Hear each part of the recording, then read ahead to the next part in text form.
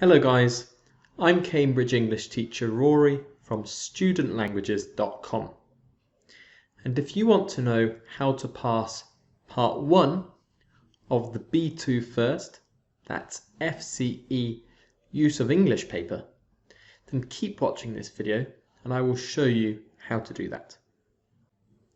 And don't forget to watch until the end of this video, because I am then going to show you how you can access a FCE, that's B2 First, video course completely free. This video will become part of my B2 First Use of English playlist, and if you want to see the other videos connected to the Use of English paper, I will put that playlist up above me.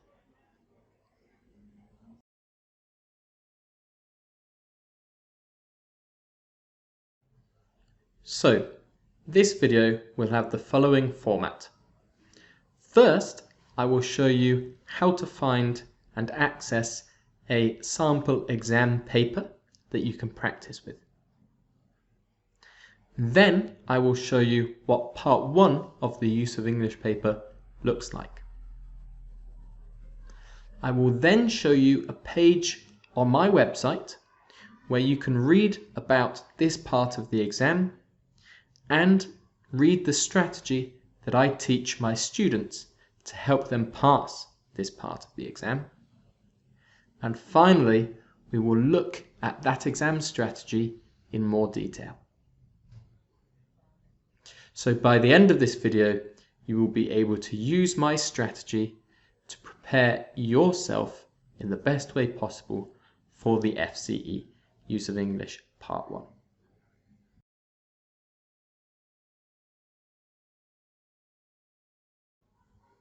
So let's get started. If you type in this web address into your internet browser, or you can click on a link in the description with this video, then a page will open which looks like this.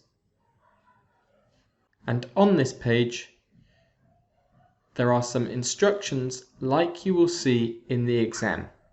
On the front page there are some instructions, and I advise you to read these now because it will be really useful for you and it will prepare you and know what to expect when you come to the Reading and Use of English paper. So read this now and that will be good practice for the exam. But then what we are going to do is to scroll down to page 2 where we have the Use of English paper Part 1. So in Part 1 you have a long passage and it has 8 different gaps in it. And on the same page or on the next page there are 8 questions with some A, B, C and D options. And you have to choose for every question which option fits that question in the gap. So for number 1, is it A, B, C or D? Is it instead, rather, except or sooner?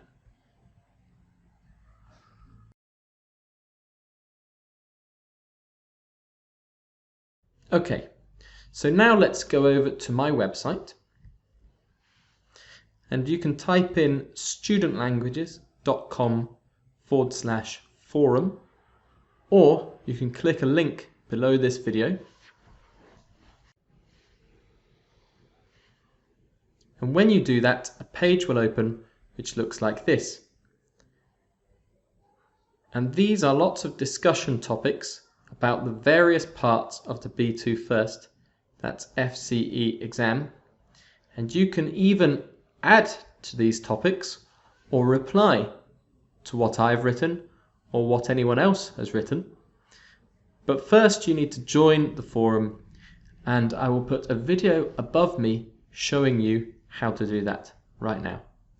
But I will also put that in a link below this video so you can click on it, join the forum, contribute new topics, but also reply, add tips, add advice and comments. But what we're going to do is go down to where it says B2 First FCE Use of English. And in here, you should see FCE Use of English Part 1. And if you click on that, then a new page will open, which looks like this. And in here, I've written lots of useful information for you, including my 7-step strategy for passing this part of the exam successfully. And I've highlighted that in bold.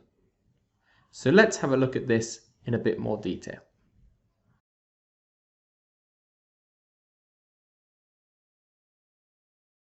So step number 1, you should take about 30 seconds to a minute, so a very quick time, to read the whole part 1 passage, just very quickly, and then it gives you an understanding of what the topic is about, and this will make it a lot easier to get the correct answers. So that's step number 1, take 30 seconds, quickly read the passage to understand the overall topic. Step number 2 is to revise collocations, phrasal verbs, and common expressions before you get to the exam. So you should start doing that right now.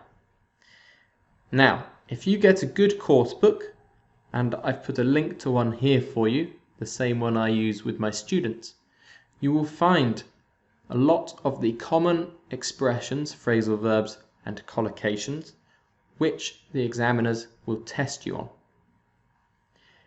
If you don't know what a collocation is, then I have a video explaining that, and I will put a link to that above me.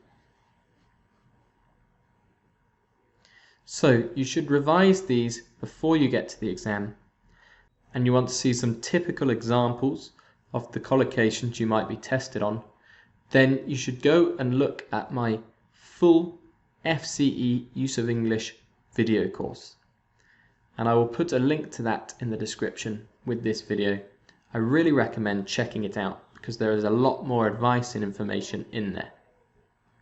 It does cost some money, but I will put a 90% discount code for you in the link with this video.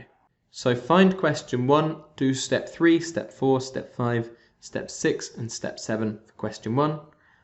Then find question 2 and do step 3, step 4, step 5, step 6, step 7 for question 3, and so on. So this is step number 3. You should find the gap and read the whole sentence that surrounds it.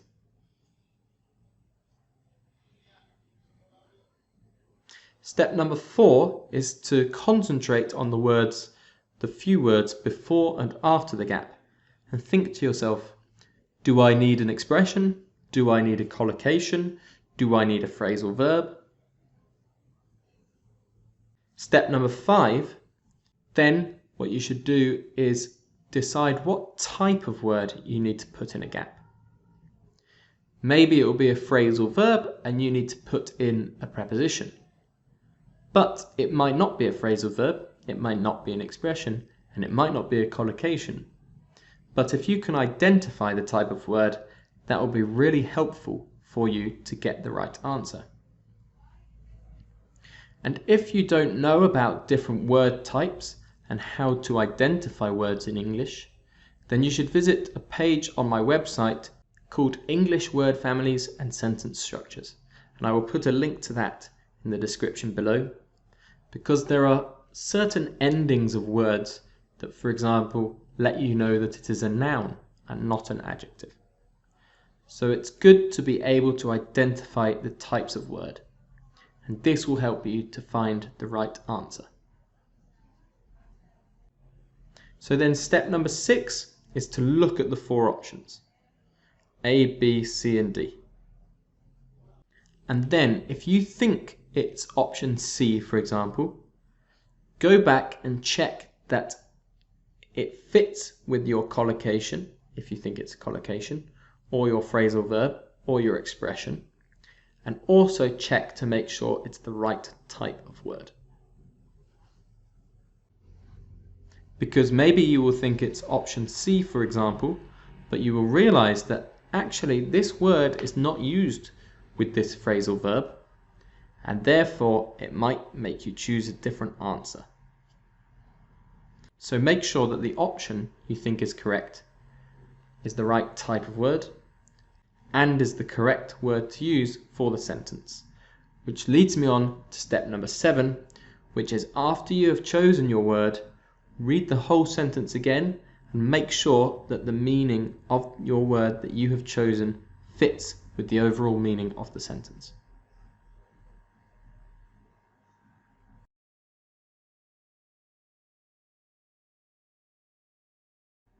Okay guys, so this is what I recommend you do now. You should listen and watch this video again, specifically the 7 steps that I just talked to you about. You should then use these 7 steps to complete the exam sample paper that I showed you earlier. You can even go one step at a time and use it to complete one question at a time. So look at question 1, for example, follow step 1, then step 2, then step 3, then step 4, then step 5, then step 6, then step 7 for question 1, and then do the same thing for question 2. And then you want to keep using this strategy with more and more examples. So you should get a course book, and I recommend a course book. In fact, I've actually done a review of a course book which you can watch, and I'll put a video above me, but you can see if you like it or not. Because the more you practice before the exam, the better you will do in the exam. And what I also think will be a really great and useful resource for you is to check out my full Use of English video course, because in there you get to see me using my strategies to complete the exam sample papers, and I also set you tasks to complete. It's the most comprehensive course that I have on the Use of English paper, and I think it's really worth it.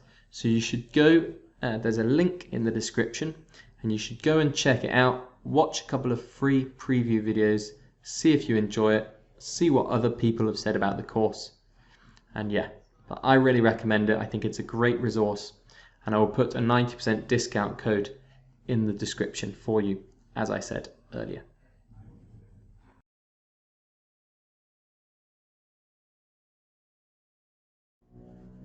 Okay, and if you want to help other students like yourselves to find my videos, then you should give this video a like, but also you should subscribe to my YouTube channel. Because if my YouTube channel gets more subscriptions, then it grows and it becomes more popular on YouTube, which helps more students to find my information. So if you think my videos are useful, please give them a like and please subscribe to my YouTube channel. And you can also click the bell notification, and what that will do is it will notify you every time I make a new video, which could be really useful for you if you are preparing for the exam, because I'm releasing about 2 new videos every week to help with exam preparation. Okay guys, and if you want to access your free FCE video course, then I will put a link to a video which shows you how to do that right now. I hope you enjoyed this video and found it useful. I've been Cambridge English teacher Rory from studentlanguages.com. Bye bye.